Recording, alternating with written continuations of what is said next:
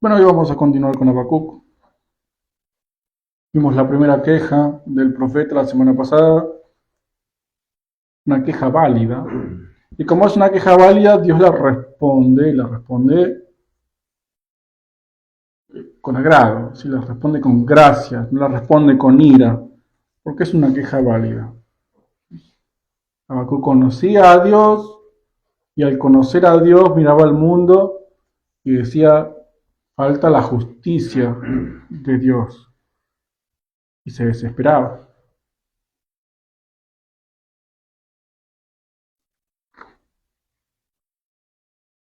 Y pedía justicia y Dios le responde, le va a dar justicia. O sea, Dios le responde afirmativamente, le va a dar exactamente lo que Habacuc pedía, justicia, pero de una forma que el profeta no se imaginaba, que es usando a los caldeos, o también conocidos como los babilonios, una nación perversa, cruel, como vamos a leer acá.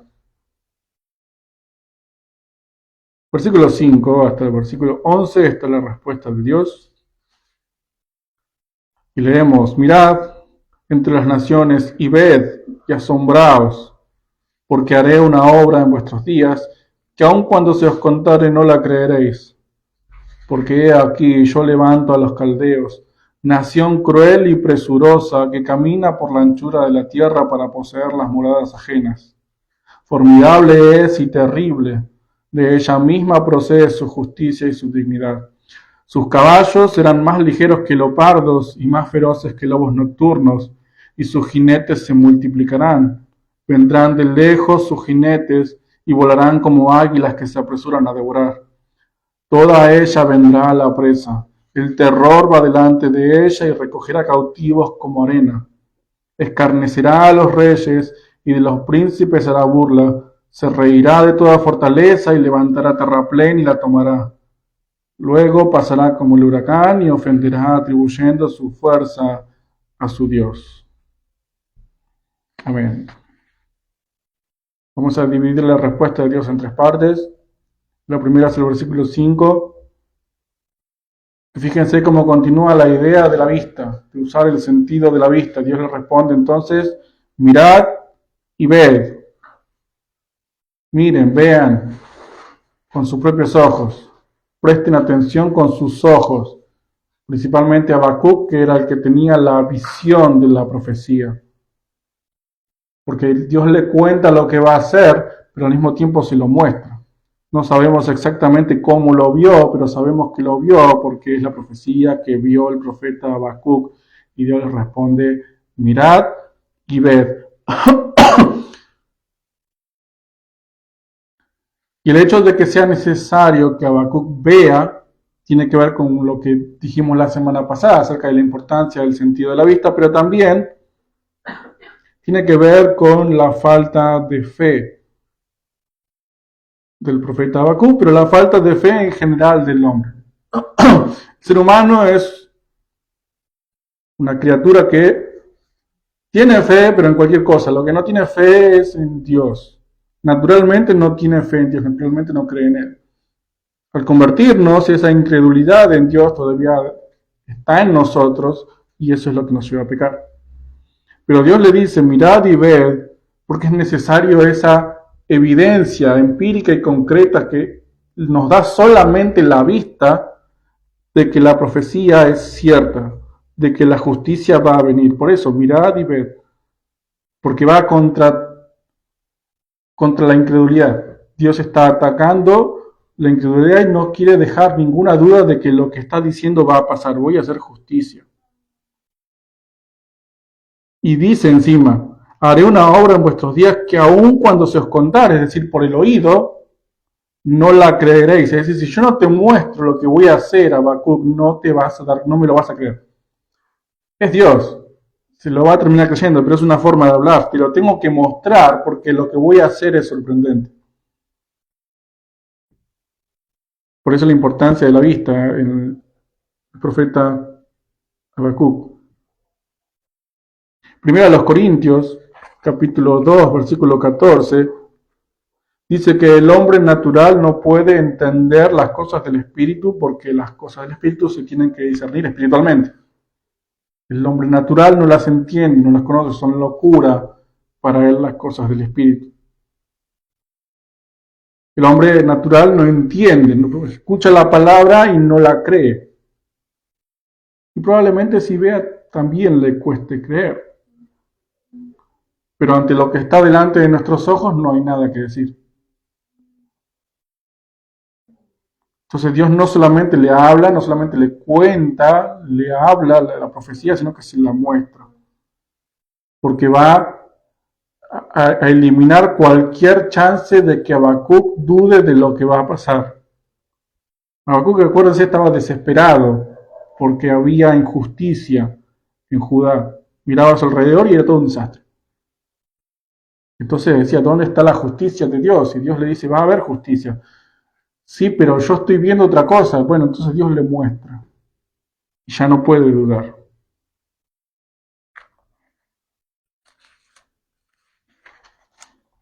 Si uno no ve, a veces cuesta creer. Lucas capítulo 24, versículos 25 al 27.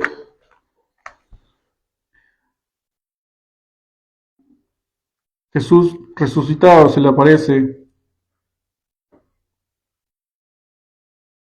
a los discípulos camino a Emaús.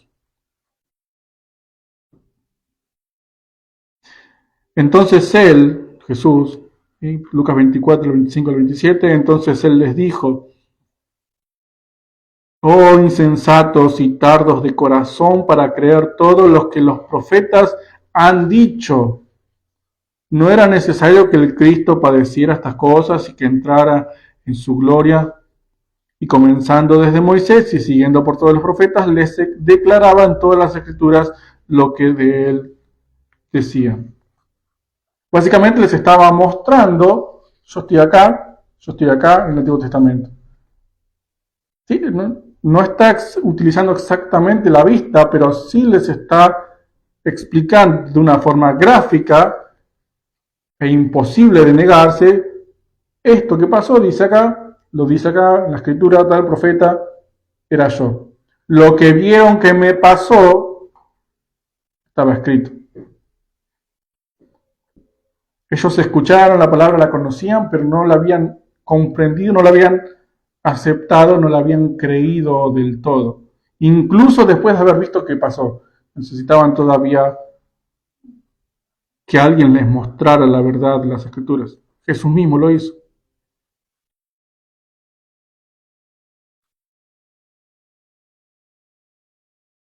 En el Salmo 106,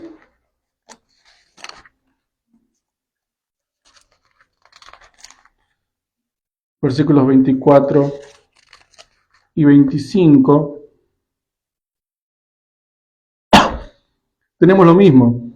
Esta idea de que cuesta creer a las palabras y la necesidad del ser humano de ver, comprobar con los propios ojos para quitarse las dudas. Incluso así hay gente que sí puede seguir sin creer, pero la necesidad de la vista para creer en el ser humano es muy grande. Salmo 106, versículos 24 y 25, cuando Dios manda, o mejor dicho, Moisés manda a 12 espías a Canaán para que les trajeran noticias sobre la tierra prometida, dice, pero aborrecieron la tierra deseable, no creyeron a su palabra, antes murmuraron en sus tiendas y no oyeron la voz del Señor. 2 veces dice, no escucharon. A los israelitas se les dijo que iban a tener la tierra prometida. Se les dijo.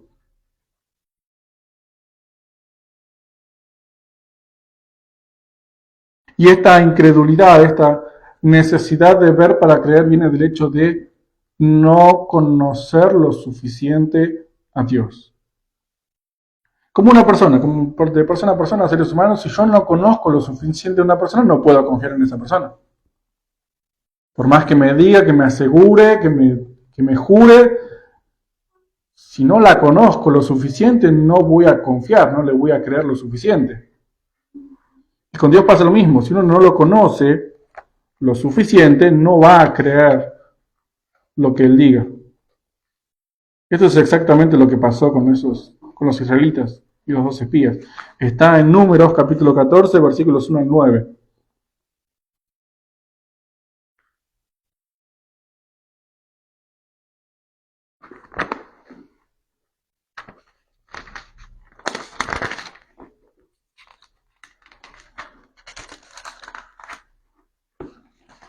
Y ahí lo dice claramente.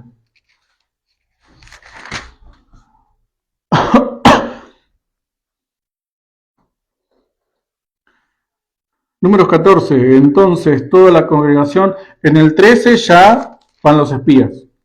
La misión de los 12 espías está en el capítulo 13. Van, vuelven, traen las noticias, dice, está todo mal. 10 de los 12 dicen, está todo mal. Porque hay gigantes, porque es peligroso Canaán. Entonces toda la congregación gritó y dio voces, y el pueblo lloró aquella noche. Y se quejaron contra Moisés y contra Aarón todos los hijos de Israel, y les dijo toda la multitud: ojalá muriéramos en la tierra de Egipto, o en este desierto, ojalá muriéramos. ¿Y por qué nos trae el Señor a esta tierra para hacer caer a espada, y que nuestras mujeres y nuestros niños sean por presa? ¿No nos sería mejor volvernos a Egipto? Y decían el uno al otro: designemos un capitán y volvámonos a Egipto. Entonces Moisés y Aarón se postraron sobre sus rostros delante de toda la multitud de la congregación de los hijos de Israel. Y Josué, hijo de Nun, y Caleb, hijo de Jefón, que eran de los que habían reconocido la tierra, rompieron sus vestidos y hablaron a toda la congregación de los hijos de Israel, diciendo: la tierra por donde pasamos para reconocerla es tierra en gran manera buena. Si el Señor se agradare de nosotros, Él nos llevará a esta tierra y nos la entregará, tierra que fluye leche y miel. Por tanto, no seáis rebeldes contra el Señor, ni temáis al pueblo de esta tierra, porque nosotros los comeremos como pan. Su amparo se ha apartado de ellos, y con nosotros está el Señor. No los temáis. Lo que le faltaba a la gente era conocer quién era el que los estaba liderando a esa tierra. Josué y Caleb los conocían a Dios. Ellos estaban tranquilos, fueron, vieron los gigantes, vieron los peligros, vieron las torres fortificadas y dijeron: no pasa nada, los comeremos como pan, pan comido, dijeron. ¿Por qué? Porque conocían a Dios y además recordaban que Dios ya se los había dicho. Como dije antes, Dios les dijo que les iba a dar esa tierra. Levítico 20, versículo 24.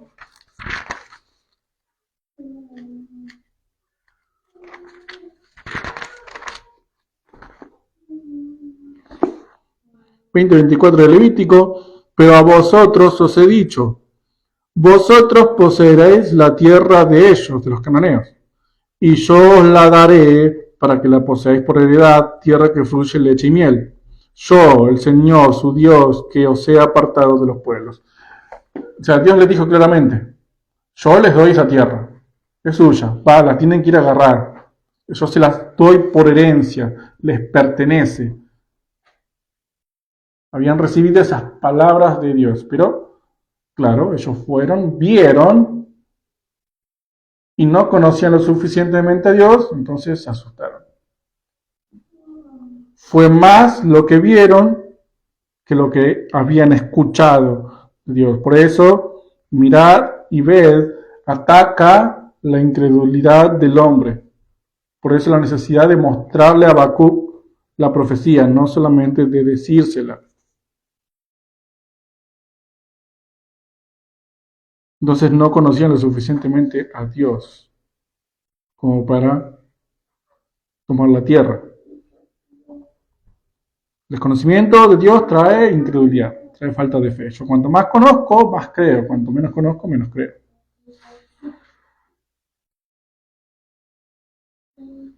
Todo lo contrario pasó, lo leímos el martes en 2 de Crónicas, el capítulo 20, con Josafat. ¿Recuerdan? A él se les dijo: no hagan nada. Él oró porque estaban siendo atacados por los amonitas y los moabitas, él oró a Dios y Dios le dijo no hagas nada, yo voy a pelear. Y Josafat no se desesperó, no salió corriendo, no dijo nada, simplemente dijo, bueno, dio esa orden al resto de Israel, no hagamos nada, esperemos, vamos a cantar y alabar, y punto. ¿Y qué pasó? Dios hizo que los otros se mataran entre ellos, y ellos no hicieron nada. Simplemente creyeron a lo que Dios les... Así que la primera parte es mirar y ver, la necesidad de el hombre de ver para creer. Y ahí viene la respuesta, la profecía que Habacuc esperaba, pero que no era exactamente lo que esperaba. Pero es una profecía inesperada, porque están los caldeos en el medio. He aquí yo levanto a los caldeos, nación cruel. La crueldad era una característica de esta nación. Entonces, ya después Habacuc iba a responder a esto, a quejarse por esto, porque también le parecía raro que Dios utilizara a una nación cruel y perversa, porque Dios es santo. Entonces, leemos esto, nación cruel, que de ella misma procede su justicia y su dignidad, es decir, es una nación arrogante, soberbia, que se cree que es el juez del mundo. El terror va delante de ella, es decir, todo el mundo le tenía miedo. Para tenerle miedo a un grupo de personas, una nación, debe ser gente bastante cruel, como dice acá. Gente que se burla, que se ríe, que se jacta. Entonces para Habacuc era raro, lo vamos a ver la semana que viene. Pero vamos a leer 2 Corintios 6.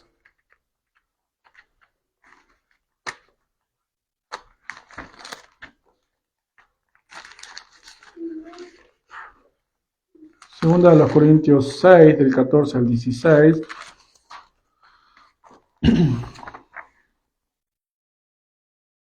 Con el yugo desigual. No os unáis en yugo desigual con los incrédulos, porque qué compañerismo tiene la justicia con la injusticia, y qué comunión la luz con las tinieblas, y qué concordia Cristo con Belial, o qué parte el creyente con el incrédulo, y qué acuerdo hay entre el templo de Dios y los ídolos, porque vosotros sois el templo del Dios viviente, como Dios dijo, habitaré y andaré entre ellos, y seré su Dios, y ellos serán mi pueblo. ¿Qué tiene que ver esto, el yugo desigual, con la profecía de Dios? Bueno, esa es la pregunta.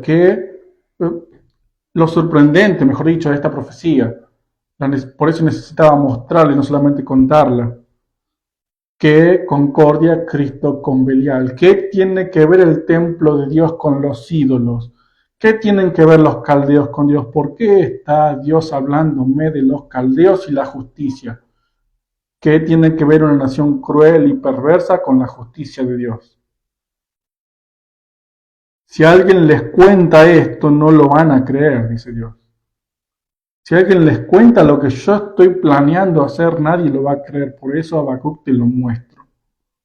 Para que no te quepa ninguna duda que esto es exactamente lo que voy a hacer.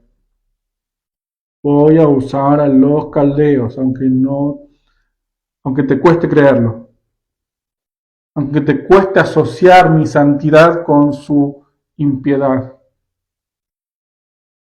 Salmo 5, versículo 4 dice, porque tú no eres un Dios que se complace en la maldad, el malo no habitará junto a ti. Y si Dios no se complace en la maldad, ¿por qué está usando a los caldeos? Salmo 7:11, Dios es juez justo y Dios está airado contra el impío todos los días. Todos los días airado contra el impío, contra el incrédulo. Entonces otra vez, ¿por qué está Dios usando a los caldeos? ¿Por qué no los destruye? ¿Por qué les da poder? Y está claro que le está dando poder a los caldeos, porque dice el versículo 8, Sus caballos serán más ligeros que leopardos, eso es imposible, y más feroces que lobos nocturnos, también es difícil, y sus jinetes se multiplicarán, y vendrán de lejos jinetes, y volarán como águilas que se apresuran a devorar. Todas esas imágenes que son naturalmente imposibles, pero que describen el ejército de los babilonios. ¿Por qué los describe así de una forma tan antinatural o sobrenatural? ¿Por qué está Dios metido ahí? Porque Dios les da el poder de ser más poderosos del común de los ejércitos. Dios los hizo poderosos. Entonces, ¿por qué les da poder en vez de destruirlos si son impíos? Habacuc mismo, cuando se queja por segunda vez, en el versículo 13, lo dice así: muy limpio eres de ojos para ver el mal. Entonces, ¿qué está pasando? O sea, ni siquiera podés mirar el mal, no soportás, no tolerás el mal por tu santidad. ¿Por qué estás usando los caldeos? Por eso una profecía totalmente inesperada, una respuesta que Habacuc esperaba: sí, te doy justicia, pero no la esperaba de esta manera. Y es que Dios es soberano. Dios es soberano. Proverbios 16, versículo 4. Todas las cosas hizo el Señor para sí mismo, incluso al impío para el día malo. O sea, Dios agarra al impío, lo hizo, lo formó para un propósito específico, para usarlo también, al impío.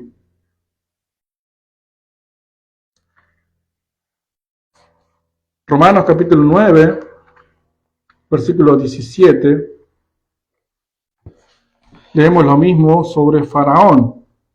Romanos 9, 17, porque la Escritura dice a Faraón: para esto mismo te he levantado, para mostrar en ti mi poder y para que mi nombre sea anunciado por toda la tierra. Ahí está clarísimo. Dios crea personas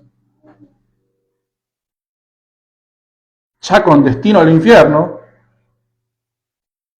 para que sea parte de sus planes, de sus propósitos, para usarlos para su propio fin. Para esto mismo te he levantado, es decir, Dios les dio a Faraón todo lo que tenía. Dios lo hizo rey y lo hizo poderoso a Faraón, al impío, al incrédulo, para mostrar en ti mi poder, es decir, para exaltarse a sí mismo y para que mi nombre sea anunciado por toda la tierra.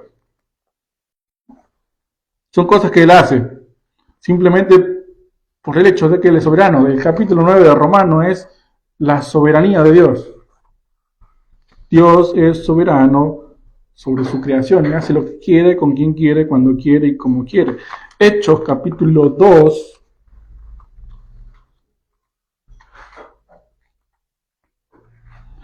versículos 22 al 24.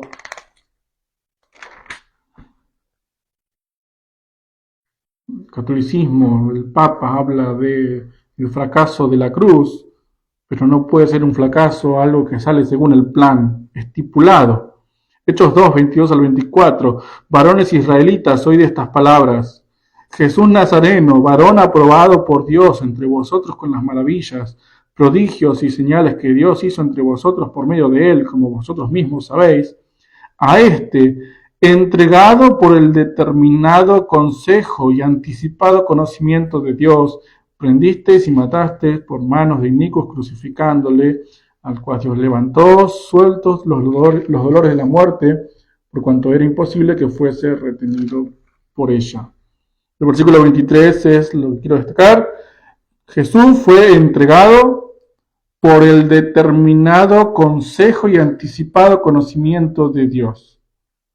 Algunos pueden olvidarse, ignorar la primera parte y decir: no, porque Dios previó que lo iba a anticipado conocimiento, él ya sabía lo que iba a pasar. No. Por el determinado consejo. Él escribió, decretó desde antes de la fundación del mundo que a Jesús le iba a pasar eso. Él lo escribió. A mi hijo le va a pasar esto. Lo determinó. Él lo dijo así, lo quiso así. Y después dice: prendisteis y matasteis por mano de inicuos. Pero ¿cómo? ¿Dios lo hizo o lo hicieron los inicuos? No, las dos cosas. Dios dijo que los inicuos lo iban a hacer. O sea que Dios hizo a Pilato, por ejemplo, para que lo entregara a los fariseos para que lo crucificaran. Esa era su parte en el mundo, su propósito en el mundo, ser parte de la crucifixión de Cristo, de la salvación, sí, es parte de la salvación de Pilato, pero de parte de los inicuos. Dios controló el sacrificio de Cristo y Dios lo hizo así porque quería. Entonces, sí, ¿qué tiene que ver Dios con el impío? Y básicamente porque es Dios. Por eso. Habacuc no, quizás en su desesperación le costaba entender esto y tal vez le costaba aceptarlo si Dios solamente se lo decía, entonces lo muestra. Esto voy a hacer. Voy a usar a los caldeos. Yo les di poder para usarlo justamente para esto. Ahora Dios en el punto 3, punto 2 era la profecía inesperada, punto 3, Dios en el versículo 11 se adelanta a la siguiente queja de Habacuc. Luego pasará como el huracán y ofenderá atribuyendo su fuerza a su Dios. La primera parte, piensen en un huracán, en un tornado, ¿sí? Va de un lado al otro, va pasando, destruyendo todo, pero pasa, ¿sí? Pasa de largo. Así son los caldeos, es como que pasan todo por encima. No se detienen en un lugar, pasa. Y el punto es, ofenderá atribuyendo su fuerza a su Dios. ¿Qué está haciendo? Está diciendo que su fuerza, o sea, sí, su fuerza, su poder, viene de su propio Dios, es decir, de sus ídolos. ¿Qué significa esto? Idolatría. No reconoce, no acepta que es Dios el que les dio el poder, su fuerza. Se le atribuye a sus dioses y sus ídolos. Entonces, ¿a quién ofende haciendo esa atribución idolátrica? A Dios. Es decir, sí, son impíos, son malos, los voy a traer, voy a hacer justicia con ellos, los voy a usar, pero ya te anticipo que esa gente me va a ofender y por lo tanto va a ser castigada. Habacuc se queja de esto, pero ya Dios adelanta. Miren cómo lo dice la versión de la Nueva Biblia de las Américas, esta segunda parte, ofenderá atribuyendo su fuerza a su Dios, dice, se le tendrá por culpable porque hace de su poder su Dios. La NBLA lo dice claramente. Acá dice ofenderá atribuyendo su fuerza a Dios y no tiene que tratar de entender de que está ofendiendo a Dios. Pero acá dice, se le tendrá por culpable porque hace de su poder su Dios. Y acá dice claramente que su Dios es su propio poder. Es decir, se idolatran su fuerza, su ejército. Dios adelanta y dice, esta gente es idólatra. Vamos a leer Romanos capítulo 1, versículos 18 al 25. Romanos 1, 18 al 25, porque la ira de Dios se revela desde el cielo contra toda impiedad e injusticia de los hombres que detienen con injusticia la verdad, porque lo que de Dios se conoce les es manifiesto, pues Dios se lo manifestó. Porque las cosas invisibles de Él, su eterno poder y deidad, se hacen claramente visibles desde la creación del mundo, siendo entendidas por medio de las cosas hechas, de modo que no tienen excusas.